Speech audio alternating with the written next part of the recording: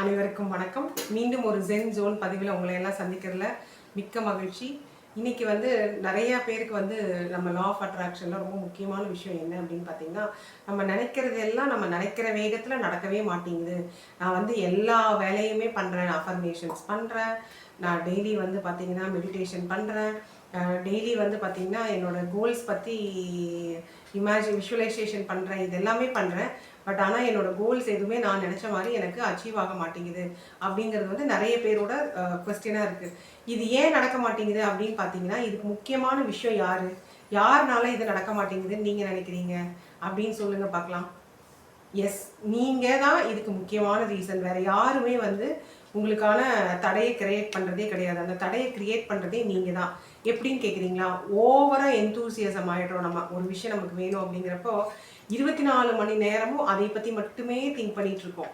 அப்படி 24 மணி நேரமும் நான் அதை பற்றி திங்க் பண்ணுறோம், அதுக்காக அஃபர்மேஷன்ஸை கண்டினியூஸாக சொல்கிறோம், அதை பற்றியே யோசிச்சுட்ருக்குறோம். அப்படிங்கிறப்ப என்ன ஆகுனா, ஒரு ரெசிஸ்டன்ஸ் கிரியேட் ஆகிடும், ஒரு எதிர்ப்பு நிலை கிரியேட் ஆகிடும்.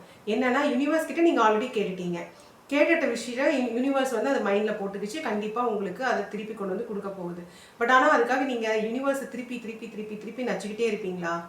எனக்கு இது வேணும், இது வேணும், இது வேணும், இது வேணும் அப்படின்னு திருப்பி திருப்பி திருப்பி திருப்பி நீங்கள் அதை சொல்லிக்கிட்டே இருக்கிறப்ப என்ன ஆகும், கேட்டுகிட்டே இருக்கிறப்ப என்ன ஆகும்னா, ஒரு எதிர்ப்பு அலை ஆட்டோமேட்டிக்காக கிரியேட் ஆகும். இது என்ன, இன்னொரு வார்த்தை என்னன்னு சொல்லுவேன் பார்த்தீங்கன்னா, டெஸ்பிரேஷன்.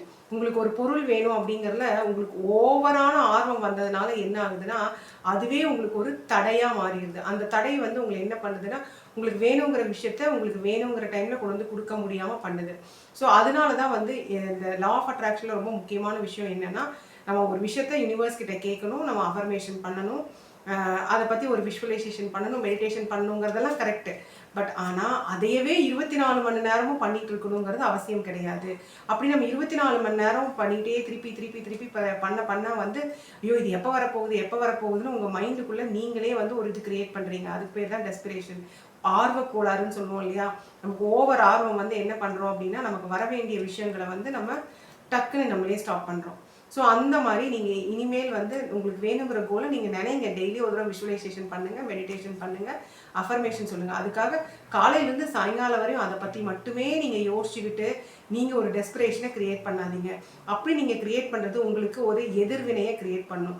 ஸோ அந்த மாதிரி ஒரு எதிர்வினையை க்ரியேட் பண்ணுறப்போ நீங்கள் நினைக்கிறது வராமல் கூட போகிறதுக்கு நிறைய சான்சஸ் இருக்குது. ஏன்னா யூனிவர்ஸ் எல்லாத்தையும் கேட்டுட்டு இருக்கு, எல்லாத்தையும் பார்த்துட்டு இருக்கு.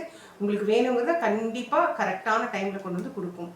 அதனால் இன்னையிலேருந்து டெஸ்பிரேஷனாக இருக்காதீங்க, ஒரு டிட்டர்மினேஷனோட இருங்க.